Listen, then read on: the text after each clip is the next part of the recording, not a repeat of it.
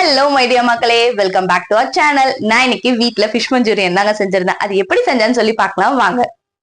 First ஃபிஷ்ஷை நல்லா wash பண்ணி எடுத்து வச்சுட்டேன். நெக்ஸ்ட்டு இது கூட ஒரு ஆஃப் லெமன் எடுத்துட்டு அதோட ஜூஸையும் நல்லா பிழிஞ்சு விட்டுட்டேன்.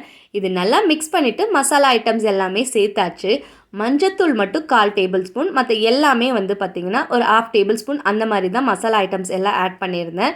காஷ்மீரி மிளகாய் தூள், மல்லித்தூள், ஜீரா பவுடர், கரம் மசாலா, அப்புறம் சில்லி பவுடர், ஒரு டேபிள் ஸ்பூன் இஞ்சி பூண்டு பேஸ்ட்டு, அப்புறம் தேவையான அளவு சால்ட் எல்லாம் போட்டு நல்லா மேரினேட் பண்ணி வச்சாச்சு. சில்லி பவுடர் மட்டும் நம்ம காரம் அதிகம் வேணும் அப்படின்னா இன்னும் கொஞ்சம் கூட ஆட் பண்ணிக்கலாம். நான் கம்மியாக தான் ஆட் பண்ணியிருக்கேன்.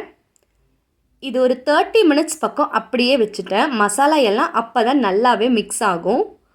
அதுக்குள்ளே மஞ்சூரியனுக்கு வேணுங்கிற ஆனியன் அண்ட் கேப்சிகமை நல்லா கட் பண்ணி வச்சாச்சு. நான் மஞ்சூரியனுக்கு கேப்சிகம் அண்ட் ஆனியன் கொஞ்சம் கம்மியாக தான் போடுவேன். நீங்கள் யாராச்சும் ட்ரை பண்ணுறீங்க அப்படின்னா உங்களுக்கு பிடிச்ச மாதிரி அதிகமாகவும் சேர்த்துக்கலாம், கம்மியாகவும் சேர்த்துக்கலாம்.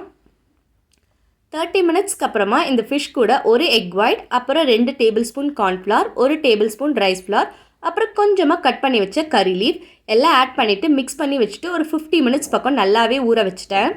நெக்ஸ்ட்டு ஒரு பேனில் ஆயில் ஊற்றிட்டு இந்த ஃபிஷ் எல்லாம் போட்டு நல்லா பொரித்து எடுத்துட்டேன். இதை இப்படி சும்மாவே ஃப்ரை பண்ணி சாப்பிட்டா கூட நல்லா தான் இருக்கும். ஃப்ரை பண்ணி எடுத்ததுக்கப்புறமா ஃபிஷ் ரொம்பவே சாஃப்டாக தான் இருக்கும்.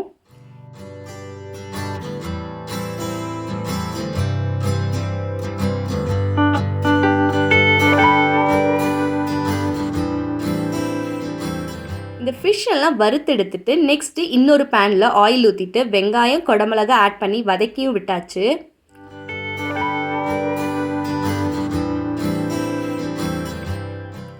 அடுத்து இது கூட ginger garlic paste, tomato sauce, soya sauce, கொஞ்சம் சில்லி பவுடர், சால்ட் எல்லாம் ஆட் பண்ணி வதக்கி விட்டாச்சு.